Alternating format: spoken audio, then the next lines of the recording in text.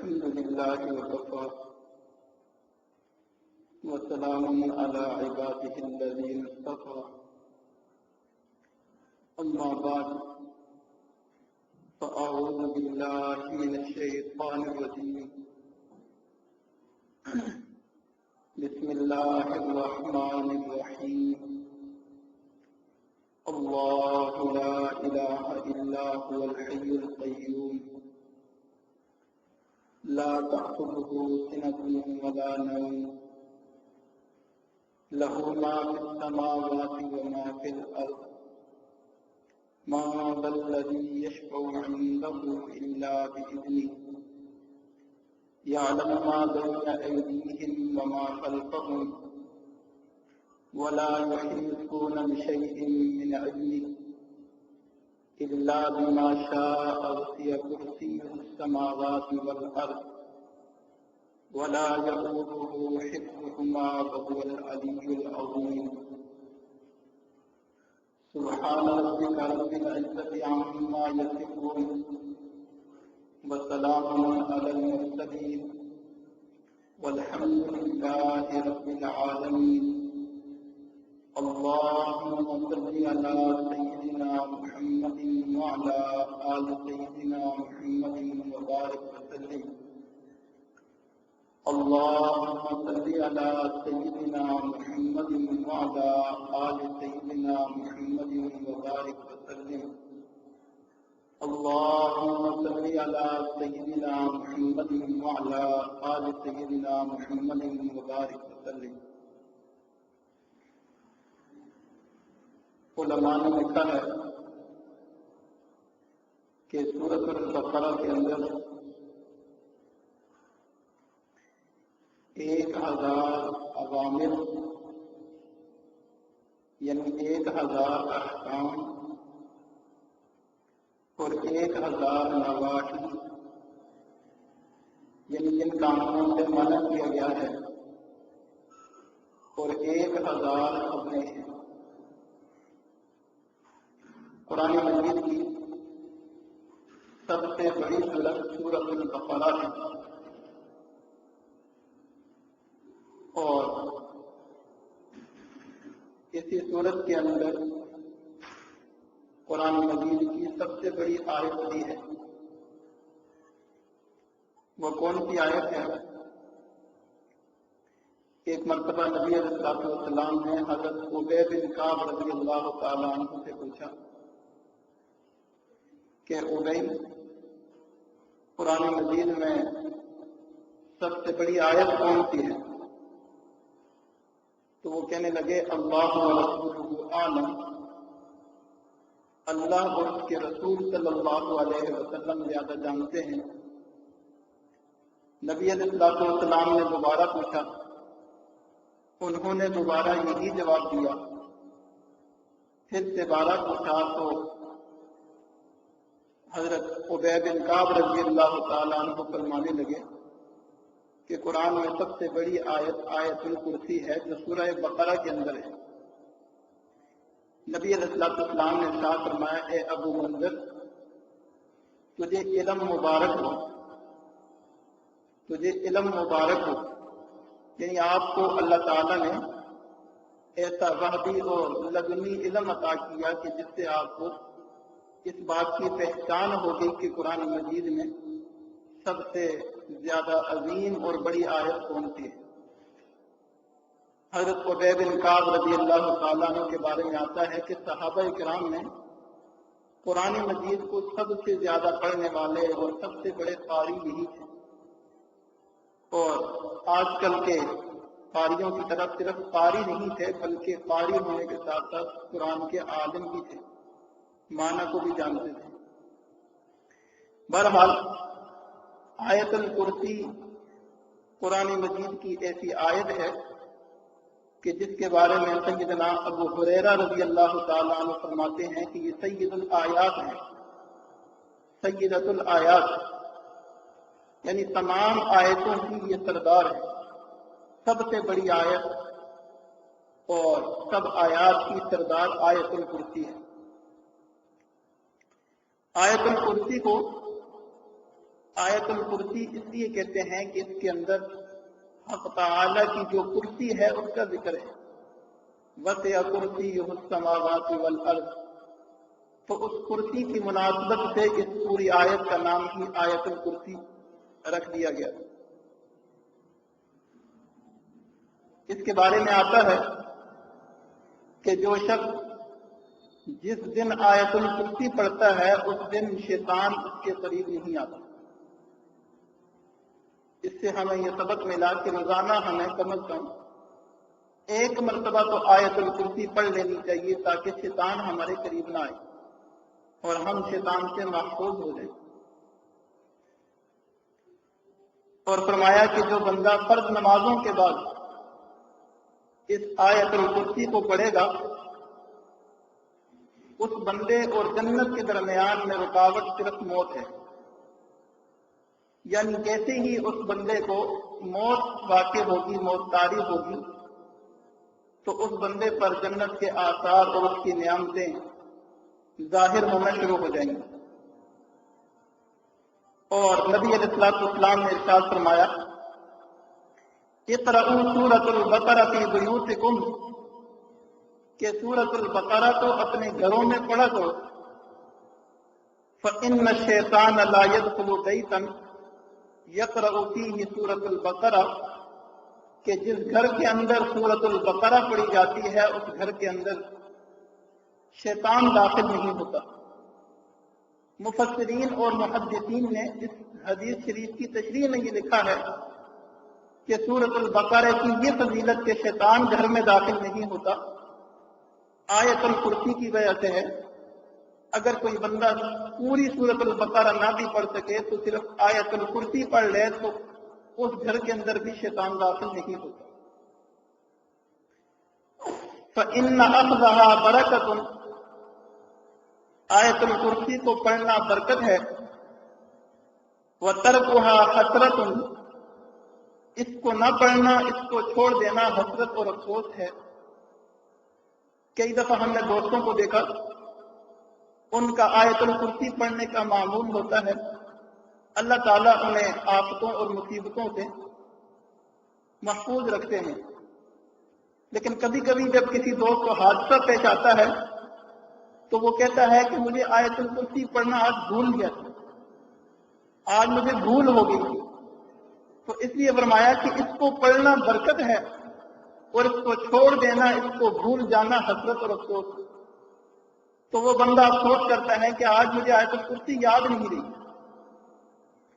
اور فرمایا کہ وَلَا تَسْتَطِيعُهَا الْبَطَلَ، سست لوگ اور غافل لوگ اس کی پابندی اور اس کا اہتمام نہیں کر سکتے۔ ہمت والوں کا کام ہے جو اسے پڑھتے ہیں، اس کا معمول رکھتے ہیں اور اس کی برکت کو حاصل کرتے ہیں۔ فرمایا کہ یہ سورۃ البقرہ اور خصوصاً اس کے اندر آیت الکرسی جو ہے یہ شیطان سے بھی انسان کے لیے حفاظت کا ذریعہ ہے، اور جادو گروں سے اور جادو ٹونے سے بھی حفاظت کا ذریعہ۔ آج ہمیں ذرا سا مسئلہ پیش آ جاتا ہے تو ہم عاملوں کی طرف بھاگتے ہیں، نجومیوں کی طرف بھاگتے ہیں۔ قرآن مجید کے اندر ہمارے لیے شفا موجود ہے، آیات موجود ہیں۔ اگر ہمارا یقین ان کے اوپر آ جائے اور ہم ان اعمال کو پڑھنے والے اور ان کی پابندی کرنے والے بن جائیں تو ہم ان عاملوں کے پاس جانے سے مستغنی ہو جائیں۔ یہ سورۃ البقرہ اور پھر اس کے اندر یہ آیت الکرسی مشہور آیت ہے، ہمارے بچوں کو بھی یاد ہوتی ہے، بڑوں کو بھی یاد ہوتی ہے، لیکن اس کے معارف، اس کے نکات اور اس کا ترجمہ اور اس کی تشریح اور اس کی تفسیر بہت کم لوگ اس سے واقف ہوتے ہیں۔ اس لیے آج کے اس بیان میں ارادہ ہے کہ اس کا مختصر ترجمہ اور تشریح کر دی جائے تاکہ علی وجہ البصیرت ہم آیت الکرسی کو پڑھنے والے بن جائیں۔ چنانچہ اس آیت الکرسی کے اندر 10 جملے ہیں، اور ان 10 جملوں کے اندر اللہ تعالیٰ نے اپنی بڑائی بیان کی ہے اور اپنی پہچان کروائی ہے اپنا تعارف کروایا ہے۔ اس کو پڑھنے کے بعد ایسا محسوس ہوتا ہے کہ ایک مصنف جب کتاب لکھتا ہے تو اپنی کتاب کے اندر کسی ایک صفحے پر، پیج پر اس مصنف کا تعارف بھی ہوتا ہے کہ یہ مصنف کون ہے۔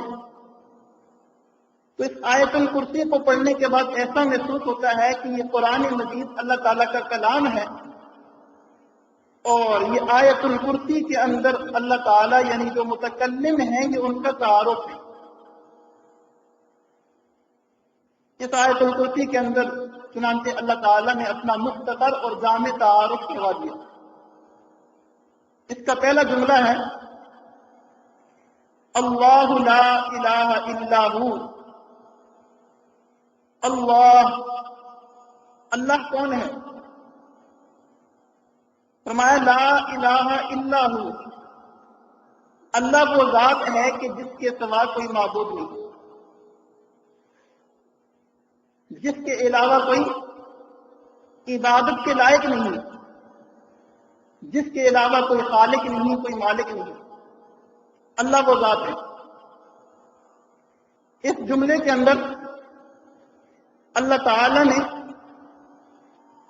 سب سے پہلے توحید کا درس دیا اور پھر اس بات کو بتلایا کہ حاکمیت صرف اور صرف اللہ ہی کے لیے ہے۔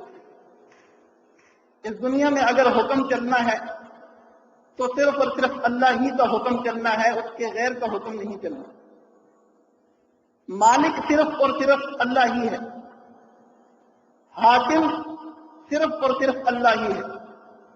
اللہ تعالیٰ نے اس جملے کے اندر اپنی اتنی بڑائی بیان کر دی ہے کہ ہماری زبانیں، ہمارے قلم، ہمارا وجدان اس بڑائی کو بیان کرنے سے قاصر ہے۔ بس صرف انسان اس کو پڑھے اور یہ اللہ تعالیٰ سے دعا کرے کہ اللہ تعالیٰ نے جس انداز سے اس جملے کے اندر اپنی بڑائی بیان کی ہے اور ایمان کی حقیقت بیان کی ہے، اللہ تعالیٰ اس ایمان کی حقیقت کو، اس ایمان کی حلاوت کو اور اپنی اس بڑائی اور کبریائی کو ہمارے دلوں میں اتار دے۔ فرمایا اللہ لا الہ الا ہو وما مراد العاشقین فی الدارین الا ہو۔ عاشقوں کی مراد دونوں جہانوں میں اللہ کے سوا کچھ نہیں۔ وما مطلوب الواصلین فی الکونین الا ہو۔ واصلین کا مطلوب دونوں جہانوں میں سوائے اللہ کے کوئی نہیں۔ المخلوق كلهم ضعفاء لا قوي الا هو۔ مخلوق تمام کی تمام ضعیف ہے، اللہ کے سوا کوئی قوی نہیں۔ والناس كلهم فقراء لا غنی الا هو۔ لوگ تمام کے تمام فقراء ہیں، اللہ کے سوا کوئی غنی نہیں۔ لا واجد ولا ماجد الا هو۔ لا حافظ ولا ناصر الا هو۔ غافر الذنب وقابل التوب شديد العقاب للطول لا إله إلا هو۔ هل من خالق غير الله يرزقكم؟ لا إله إلا هو۔ ومن يملك السماء والأبصار إلا هو۔ وَمَن يَعْلَمُ الْجَهْرَ وَالسِّرَّ إِلَّا هُوَ موسى على الطور حين نادى قال لا إله إلا هو يونس في بطن الحوت حين نادى قال لا إله إلا هو يوسف في قعر البير حين نادى قال لا إله إلا هو إبراهيم في نار الحريق حين نادى قال لا إله إلا هو ونشهد أن لا إله إلا الله وحده لا شريك له وهو الحي القيوم الله لا إله إلا هو. یہ اللہ تعالیٰ کی بڑائی ہے. جتنی اس جملے کی تشریح کی جائے اور جتنی اس کی وضاحت کی جائے وہ کم ہے. اللہ تعالیٰ نے اپنے اس کلام کے اندر اور اس پہلے جملے کے اندر اتنی اپنی بڑائی بیان کر دی. اور دوسرا جملہ ہے هو الحی القیوم. حی کا معنی ہے وہ زندہ ہے، لیکن یاد رکھیں ایک زندگی ہماری ہے، ہماری زندگی فانی ہے اور یہ اللہ تعالیٰ کی دی ہوئی ہے، عطائی ہے. لیکن اللہ تعالیٰ کی جو زندگی ہے وہ قدیم ہے، وہ ختم ہونے والی نہیں، وہ کسی کی دی ہوئی نہیں، وہ ایسی زندگی نہیں کہ کوئی اسے واپس لے لے. اللہ تعالیٰ ہمیشہ ہمیشہ سے زندہ ہیں اور ہمیشہ ہمیشہ تک زندہ رہیں گے. اللہ تعالیٰ کو موت نہیں آنی. وہ الحی، وہ ہمیشہ ہمیشہ کے لیے زندہ ہے. وہ القیوم، قیوم کا معنی ہے کہ کسی چیز کا خود بغیر کسی سہارے اور بغیر کسی کے کھڑے کرنے کے، بغیر کسی کے قائم کرنے کے خود وہ قائم ہو، پھر اس کے بعد وہ دوسری چیزوں کو قائم کرے. اگر انسان کسی چیز کو قائم کرتا ہے تو انسان کو خود اللہ تعالیٰ نے قائم کیا. لہذا قیوم یہ اللہ تعالیٰ کی ایسی صفت ہے کہ جو انسان پہ ثابت نہیں آ سکتی. یہ اللہ تعالیٰ کے خاص ہے، سادی خاص ہے کہ اللہ تعالیٰ کو کسی نے قائم نہیں کیا، لیکن اللہ تعالیٰ نے پوری کی پوری کائنات کو قائم کر دیا. اور اس کے بعد تیسرا جملہ ہے لا تأخذه سنة ولا نوم، کہ اللہ تعالیٰ کو نہ نعاس آتی ہے، نہ اونگ آتی ہے، ولا نوم، اور نہ نیند آتی ہے. کیوں؟ اللہ تعالیٰ پوری کائنات کا نظام چلانے والے حاکم ہیں اور نظام چلانے والے معبود ہیں، رب العالمین ہیں، پروردگار ہیں. اگر وہ نظام چلانے والے سب سے بڑے حاکم کو بھی نیند آ جائے اور وہ سو جائے تو پھر تو اس کائنات کا نظام گرم گرم ہو جائے. اس لیے اللہ تعالیٰ نعاس سے پاک ہیں. نہ اللہ تعالیٰ کو اونگ آتی ہے اور نہ اللہ تعالیٰ کو نیند آتی ہے. اللہ تعالیٰ راتوں کو اعمال کرنے والوں کے اعمال کو بھی نوٹ کرتے ہیں، دن کو اعمال کرنے والوں کے اعمال کو بھی نوٹ کرتے ہیں، اور ہر لمحے ہر گھڑی پوری کائنات کا جو نظام ہے اس کے اوپر اللہ تعالیٰ کی نظر ہوتی ہے. اور اس طرح نظر ہوتی ہے، بلکہ اس سے بھی کہیں بڑھ کر کے جس طرح کسی پلیٹ کے اندر ہمارے سامنے چند اشیاء ہوں تو ہماری ان پہ نظر ہو اور وہ ہماری نظر کے احاطے میں ہوں. جہاں ان چیزوں کا ہماری نظر میں احاطے میں ہونا کمزور ہو سکتا ہے، لیکن اللہ تعالیٰ کے لیے پوری کائنات کو نظر میں رکھنا یہ کمزور نہیں ہو سکتا. لا تأخذه سنة ولا نوم، اللہ تعالیٰ کو نہ نعاس آتی ہے، نہ اونگ آتی ہے، نہ نیند آتی ہے. चौथा जुमला है, इरशाद फरमाया लहू मा फिस समावाति व मा फिल अर्द, जो कुछ जमीनों में है या जो कुछ आसमानों में है वो सब कुछ अल्लाह का है।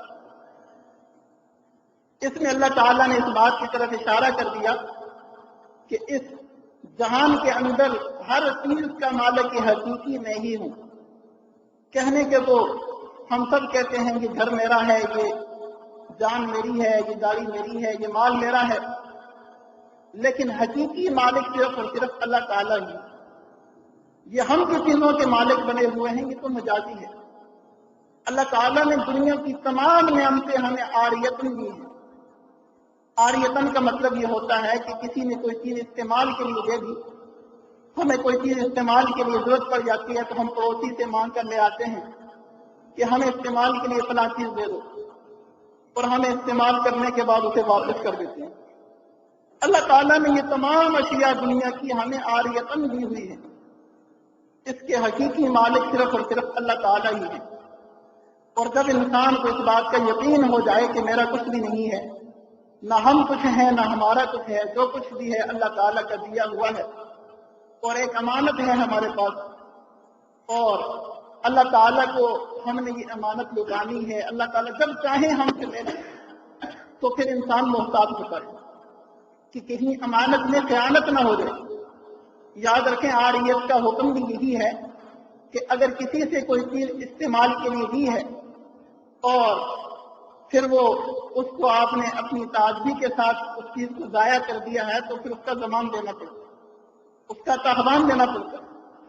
तो अल्लाह ताला की जो दी हुई नियामतें हैं हमारे पास, जितनी भी अल्लाह ताला की अशिया हैं, ये अल्लाह ताला की तरफ से हमारे पास एक अमानत है। अगर हम इस अमानत के अंदर खयानत करेंगे तो हमें इसका जमान देना पड़ेगा और अल्लाह ताला हमसे इस बारे में पूछेंगे। चुनांचे हदीस के अंदर आता है कि क़यामत के दिन सवाल होगा, जवानी दी थी कहाँ खर्च की, माल दिया था कहाँ खर्च किया, उम्र दी थी कहाँ गुजारी। जितनी भी नियामतें अल्लाह ताला ने हमें इस दुनिया के अंदर दी हैं, अल्लाह ताला एक एक के बारे में क़यामत के दिन हमसे सवाल करेंगे। इसके बाद पांचवा जुमला है, इरशाद फरमाया मन दल्लज़ी यशफ़उ इंदहु इल्ला बिइज़्निही। अल्लाह ताला के सामने क़यामत के दिन जब मैदान हशर लगा होगा तो कोई सिफारिश किसी की नहीं कर सकेगा।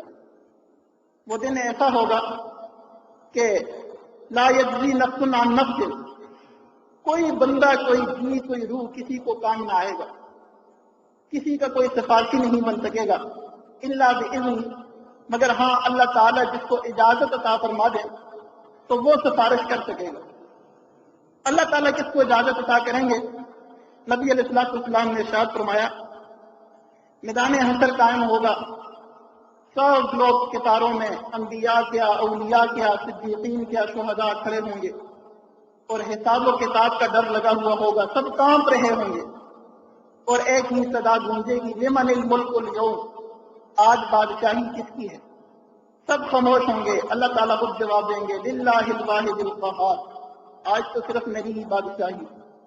दुनिया में तुम्हें मैंने इख्तियारात दिए थे, तुमने अपने इख्तियारात को जैसे कैसे इस्तेमाल किया कर लिया, आज यहाँ पर बादशाही सिर्फ और सिर्फ मेरी है, वहां कोई किसी की सिफारिश नहीं कर सकेगा। नबी अलैहिस्सलाम इरशाद फरमाते हैं कि मुझे अल्लाह ताला की तरफ से इजाजत होगी तो मैं सजदे में गिर जाऊंगा, सजदे में पड़ जाऊंगा, कुछ देर में सजदे में रहूंगा और अल्लाह ताला मुझे सजदे में ही छोड़ेंगे। फिर उसके बाद अल्लाह ताला इरशाद फरमाएंगे कि ए मेरे हबीब, इरफा रासक, सर उठाइए, सल तो तक, आप मांगिए, जो कुछ मांगेंगे आपको अता कर दिया जाएगा।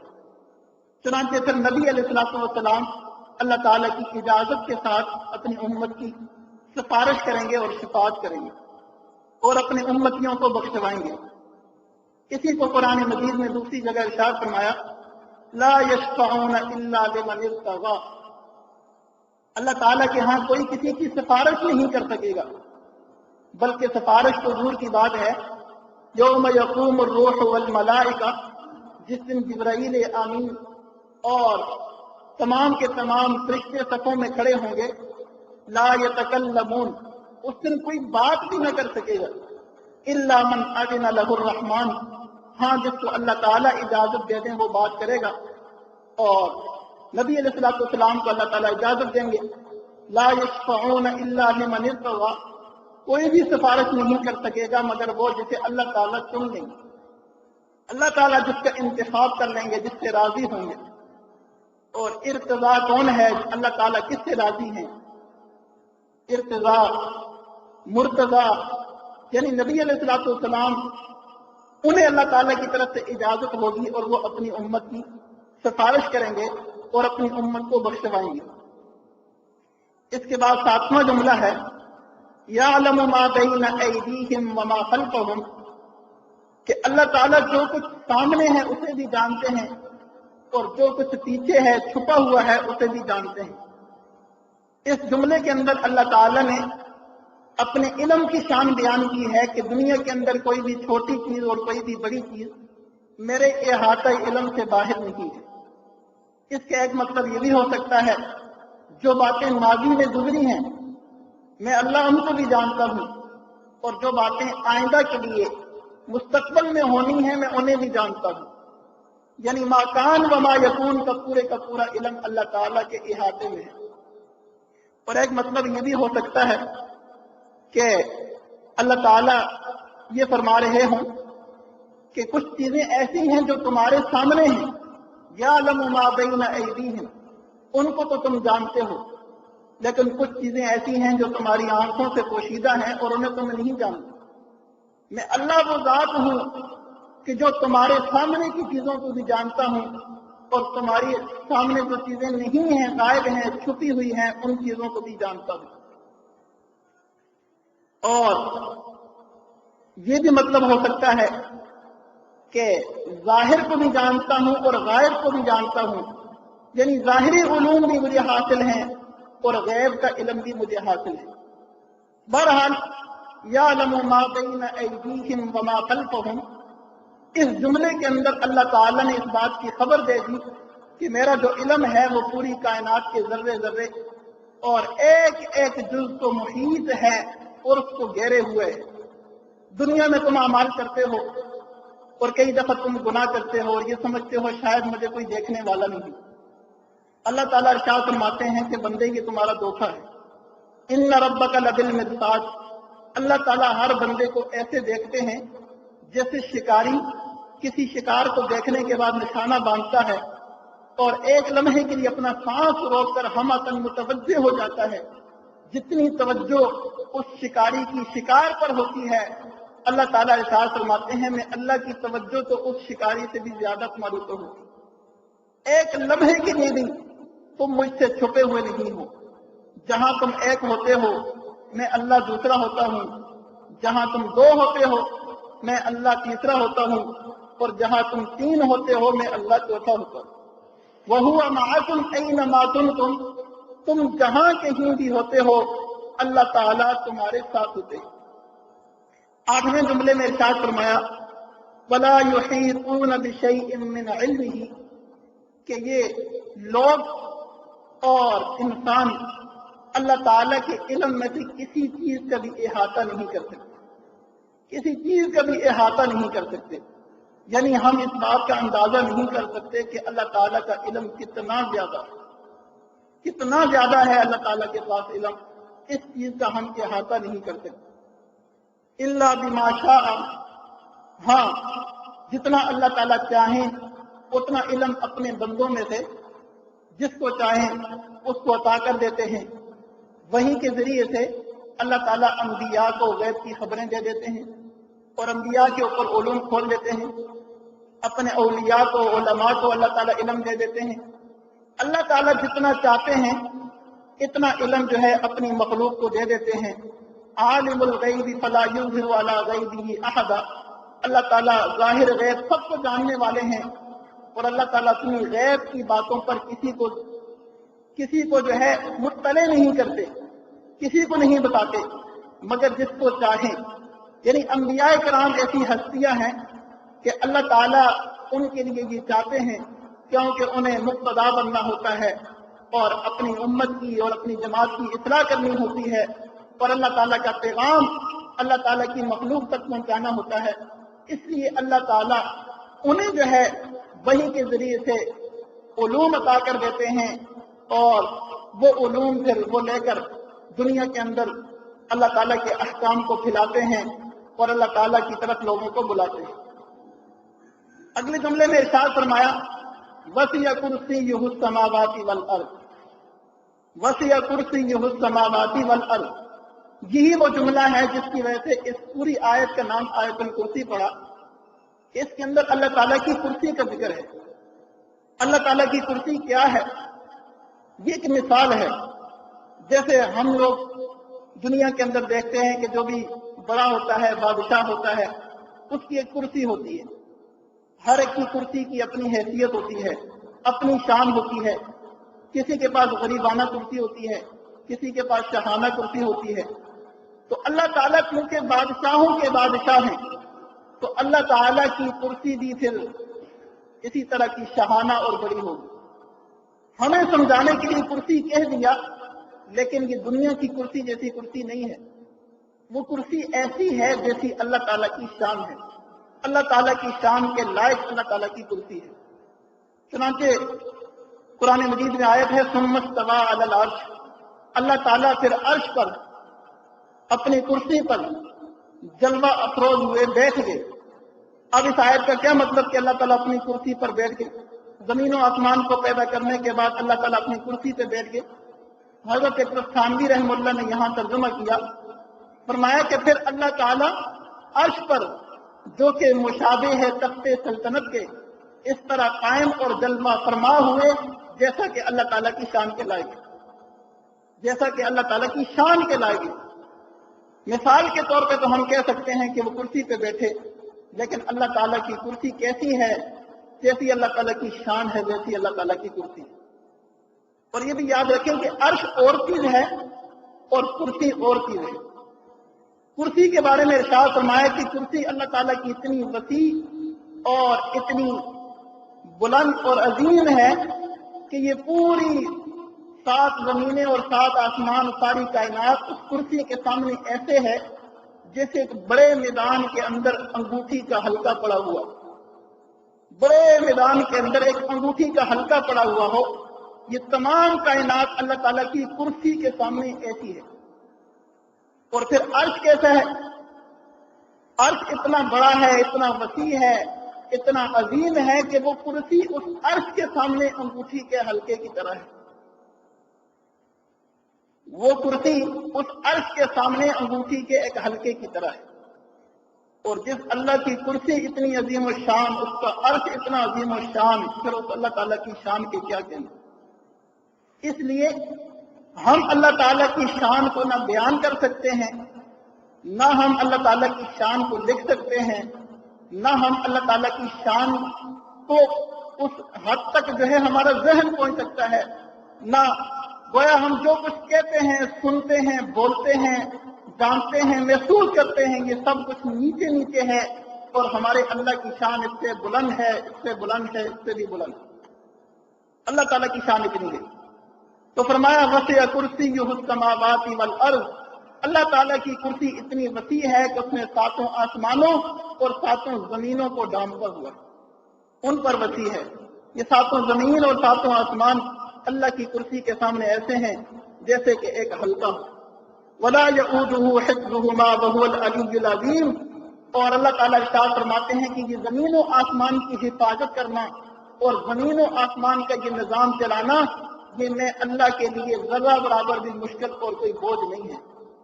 मेरे लिए जरा बराबर मुश्किल नहीं है कि मैं ये कायनात का निजाम चला रहा हूं तो मैं थक जाऊंगा, या मेरे लिए कोई मुश्किल है, या मेरे ऊपर बोझ है।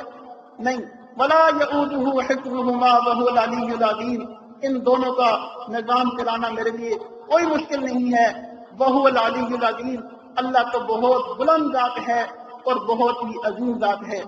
ये है आयतुल कुर्सी। आखिर में इसके मज़मून का खुलासा एक बार फिर दोहरा देते हैं कि ये आयतुल कुर्सी अल्लाह ताला का तारुफ है।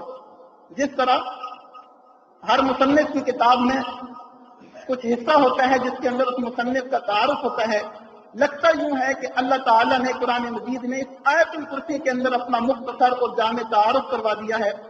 इस आयतुल कुर्सी के अंदर बता दिया गया کہ اللہ تعالیٰ کا معبود ہونا، اللہ تعالیٰ کا ہمیشہ ہمیشہ کے لیے زندہ ہونا، سمیع و بصیر ہونا، اللہ تعالیٰ کا متکلم ہونا، اللہ تعالیٰ کا واجب الوجود ہونا، اللہ تعالیٰ کا دائم اور باقی ہونا، اللہ تعالیٰ کا موجود ہونا، خالق ہونا، تغیر اور تاثرات سے بالا تر اور محفوظ ہونا، اللہ تعالیٰ کا عالم